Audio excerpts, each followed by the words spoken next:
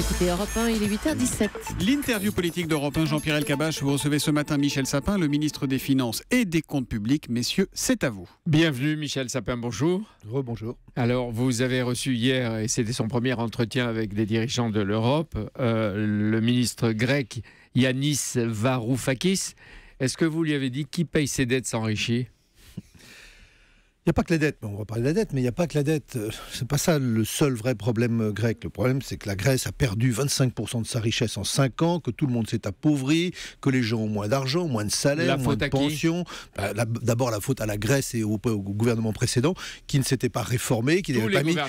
Mais oui, tous les gouvernements précédents qui ne s'étaient pas réformés, qui n'avaient pas fait les efforts nécessaires. Donc ça, c'est très important. Et il faut que la Grèce le comprenne. Ce qu'il faut, c'est du mouvement. Il faut qu'elle s'adapte. Alors, elle s'adapte avec une nouvelle majorité qui a pris des engagements. Il est bien naturel qu'une nouvelle majorité veuille respecter ses engagements, mais il faut se réformer, il faut se moderniser. Vous lui avez dit, pas question d'annuler la dette, c'est-à-dire on ne l'escamote pas la dette grecque. La dette grecque, contrairement à ce que certains en France disent, en croyant pouvoir parler pour les Grecs, c'est pas une dette vis-à-vis des marchés financiers. C'est pas une dette vis-à-vis des banquiers, des méchants financiers. C'est pas une dette de la finance internationale, pour reprendre un terme. C'est une dette principalement due à ceux qui sont venus au secours de la Grèce, c'est-à-dire la Banque Centrale Européenne. Mais la Banque Centrale Européenne, c'est nous. L'Union Européenne, mais l'Union Européenne, c'est nous. Le Fonds monétaire international, mais au bout du compte, le Fonds monétaire international, c'est nous. Les gouvernements ou les contribuables. Les gouvernements et donc les contribuables. Et donc les citoyens. C'est pas l'argent de chacun des ministres, c'est les citoyens. Donc la dette grecque, quand on dit la dette grecque, c'est ce qui est dû à chaque contribuable européen.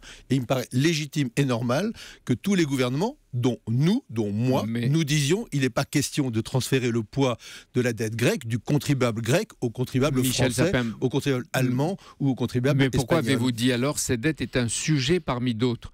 320 milliards, un sujet parmi d'autres alors que ça nous concerne. Et si l'Espagne, le Portugal, l'Italie et peut-être même la France disaient il y a des dettes et des déficits, c'est un sujet parmi d'autres où on irait ?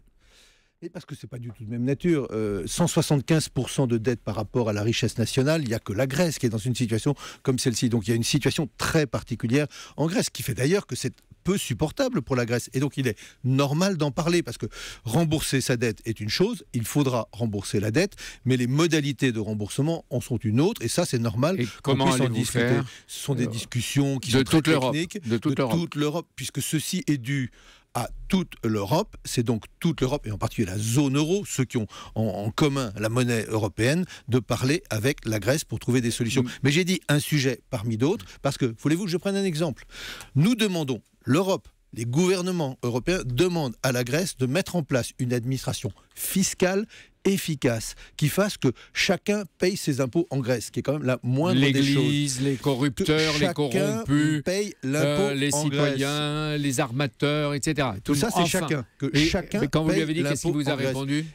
Il m'a dit, non, pas bien sûr. Il m'a dit, c'est le sujet principal de nos réformes. C'est l'objet principal de notre programme. Donc la Grèce et je lui ai dit, elle-même là, chez elle. Mais bien sûr, là, nous t'appuyons. Nous sommes avec toi, nous sommes avec vous pour faire en sorte qu'enfin, en Grèce, chacun paye l'impôt, ce qui n'était pas le cas précédemment. D'ici là, M. Tsipras va appliquer ses promesses électorales de 12 milliards, un programme. Qui va les payer ? L'Europe ? Puisqu'il n'a pas de sous. Non, évidemment. Et là, c'est la responsabilité du gouvernement d'aujourd'hui. Que ce gouvernement dise, je vais faire rentrer plus d'argent parce que je vais faire en sorte que les Grecs, et en particulier les Grecs les plus riches, payent l'impôt qui est dû. À ce moment-là, ça fait une recette supplémentaire. S'il veut utiliser cette recette pour des dépenses nouvelles, voilà une manière de faire qui est sérieuse et raisonnable. S'il s'agissait, et je lui ai dit, et nous lui disons tous, s'il s'agissait de creuser le déficit en Grèce, ce ne serait pas raisonnable, ce ne serait pas possible. Fin février, l'Europe devait verser 7 milliards au gouvernement grec. Non, c'est pas fin février, c'est un peu plus tard, c'est fin juin. On avait dit restons sur le principe. D'accord, sur le principe. Monsieur Varoufakis a dit on n'en a pas besoin. Il prétend qu'on n'en veut pas, mais en réalité, il les veut. Ce qui est intéressant dans la manière de dire, c'est qu'il dit je ne veux pas, comme ça, aller quémander de l'argent sans que moi, j'ai raisonnablement remis de l'ordre en Grèce. On va les lui offrir.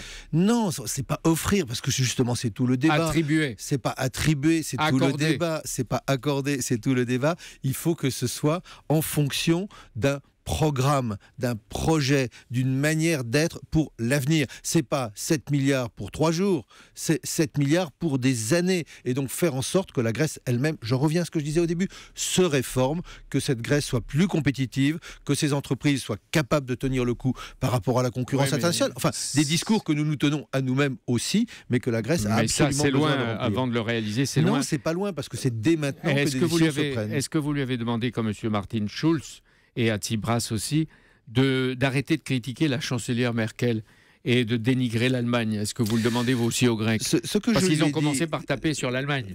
Ce que je lui ai dit, c'est que premièrement, la France pouvait être un partenaire particulier pour la Grèce, pour des tas de raisons, et immédiatement c'est l'histoire qui revient, c'est l'amitié entre le peuple grec et le peuple français, c'est le 19e siècle, c'est la révolution grecque. Bref, nous sommes culturellement, historiquement, un partenaire particulier. Nous sommes prêts à accompagner. Mais accompagner à quoi?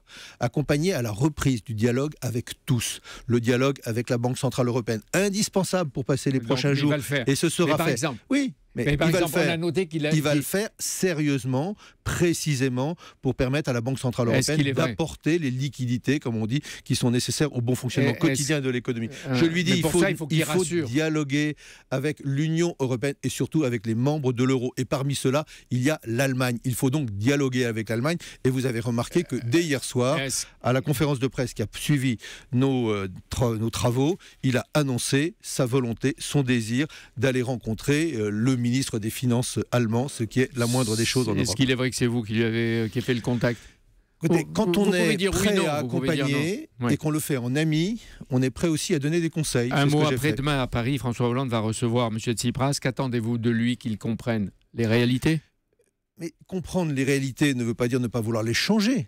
Je dirais même, comprendre les réalités, c'est le meilleur moyen de les changer. Et c'est ce discours qui est réaliste et volontariste qui sera certainement tenu par François Hollande. En tout cas, l'Europe est à un tournant, et un vrai tournant. Et puis une remarque, pour le conseiller, on n'est pas au bout des paradoxes, le gouvernement de gauche radicale a choisi la même banque que les conservateurs d'avant, la Banque Lazare. C'est son choix. Avec Mathieu Pigasse. C'est son choix. Et je lui ai dit d'ailleurs hier que le gouvernement français était prêt à le conseiller aussi et que ce serait gratuit. Et il a choisi la Banque Lazare. Mais il peut prendre les deux. Il préfère le capitaliste. Il peut prendre les deux. Dans le Doubs, Michel Sapin, face à face, Front National, Parti Socialiste. Dans une circonscription à gauche par tradition, le parti de Marine Le Pen atteint un score élevé. Comment vous l'expliquez? D'abord, par la désespérance, par la difficulté, par ce que ressentent dans une circonscription aussi ouvrière les plus en difficulté des Français, mais aussi par une très grande abstention. Donc le vote du Front National s'est exprimé, ils sont venus se déplacer, d'autres ne sont pas déplacés, et c'est pour ça qu'il est fondamental que dimanche prochain, tous les républicains de tous les bords, comme dirait quelqu'un, viennent voter, se déplacent, viennent voter sans politicaillerie, sans chicanerie, mais viennent simplement exprimer l'unité nationale, un peu de même nature que celle qui s'est exprimée contre les assassins de Charlie Hebdo. Ça veut dire que l'UMP, c'est que de l'UMP dépend la victoire du Parti Socialiste.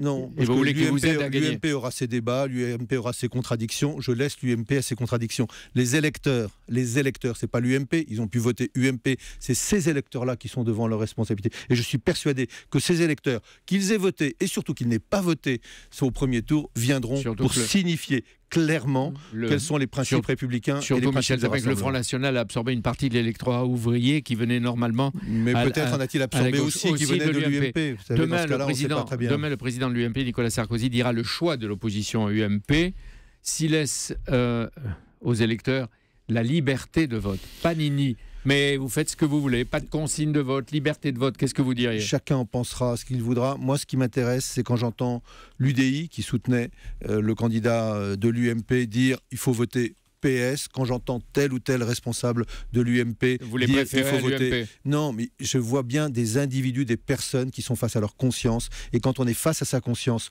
dans ce cas-là, il n'y a pas une hésitation à avoir. D'autres peuvent avoir des sortes de pudeurs politiciennes. Je les comprends, ça arrive à tout le monde. Mais si chacun du vote en conscience, il vote PS. D'autant plus qu'au départemental, ça risque de se renouveler avec le Front National en tête. Disons que c'est un test pour plus tard. Eh bien, ce test-là, ça doit être le rassemblement des Républicains au deuxième tour. Merci Michel Sapin. Merci Michel Sapin d'être venu en direct sur Europe 1 ce matin. Merci Jean-Pierre, on vous retrouve demain à 8h20 pour l'interview politique d'Europe.